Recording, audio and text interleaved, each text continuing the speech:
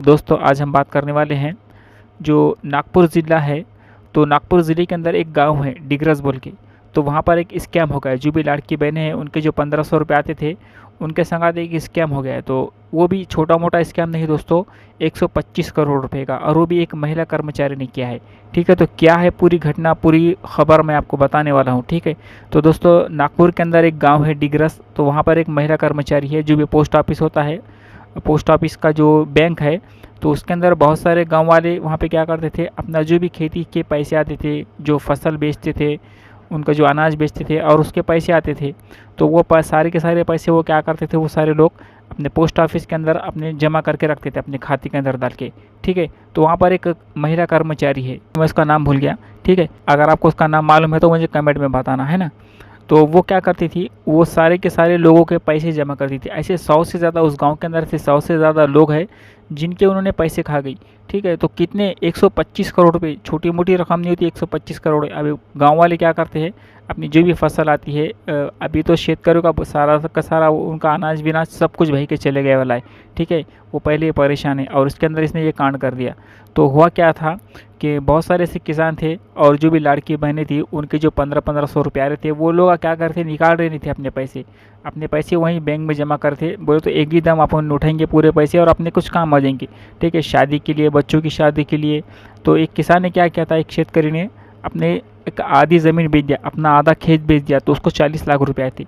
अब 40 लाख रुपए उसने क्या किया, उठाया और सीधा वो जो पोस्ट ऑफिस है, अब वो गांव के लोग भोले भाले होते हैं और वो गांव में बहुत दिनों से थी, 10-12 साल से उस पोस्ट ऑफिस में थी, इसलिए गांव के लोगों का उसके ऊपर भरोसा बढ़ गया था। भरोसा बढ़ने के बाद वो सारे के सारे गांव वाले उसको जान पहचान वाले हो गए थे, वो उसको भी उसको पहचान रहे थे। अब उसके ऊपर इतना भरोसा हो गया था, वो आंखें बंद करके उसके पर भरोसा कर रहे थे और उसको पैसे लिया के दे रहे थे।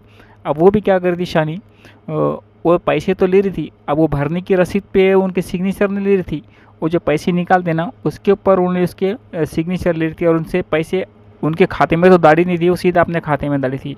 अब कुछ लोगों ने क्या करे भाई, वो जो किसान था जिसको 40 लाख रुपए उसने डाले थे खाते में, तो उसने क्या किया भाई, हमारे पैसे मैंने 40 लाख रुपए डाला, अब इसको कुछ इंटरेस्ट लगा होगा, कुछ बढ़ गए होंगे मेरे पैसे, ये सोच के उसने बोला भाई मैडम हमने जो पैसे डाले थे आपके पोस्ट ऑफिस में हमारे खाते में, अब उसको इंटरेस्ट लगकर कुछ बड़ा होगा तो हम मेरे को अंदर से कुछ पैसे निकालने के। तो फिर वो टाल मटोल करने लगी, बहाने बनाने लगी, अभी एरर आ रहा, अभी सर्वर डाउन है, ऐसा है वैसा है, अभी थोड़ा काम है, अभी साइट नहीं चल रही, ऐसा वो टाल रही थी उसको।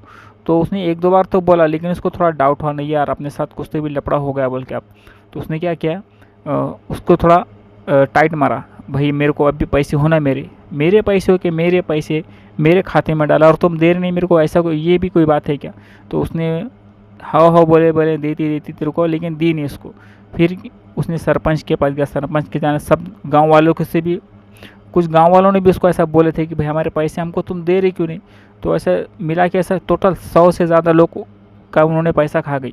अब वो सारे लोगों ने क्या करे, उसके खिलाफ़ कंप्लेंट करे। कंप्लेंट करने के बाद क्या हो गया, वहाँ पे पुलिस ने ज़्यादा उसके ऊपर ध्यान नहीं दी, कि नहीं बोले ऐसा लोग बोलते रहते हैं, है ना। बैंक कैसे वीडियो भी आते कि लोग चिल्ला पुकारा करते बैंक के अंदर।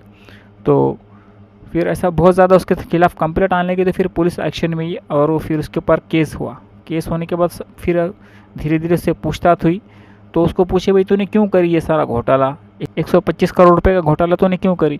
तो वो बोली रोरी धोरी, बोले मेरे बच्ची की शादी के वास्ते मैंने करी। अरे तेरी बच्ची की शादी के वास्ते करी, लेकिन यहाँ पे दूसरे भी तो शेतकारी हैं, उन्होंने भी तो अपनी शादी के लिए, किसी ने शादी के लिए, किसी ने घर बनाने के लिए ऐसे पैसे रखे थे। अभी लाड़की बहनों ने अपना कुछ काम धंधा करने के वास्ते पैसे रखे थे, लेकिन सारे के सारे पैसे उसने उड़ा डाली। ठीक है, तो भरोसा करो, तुम भरोसा करना कोई बुरी बात नहीं है, लेकिन आँख बंद करके ऊपर किसके ऊपर भी भरोसा मत करो।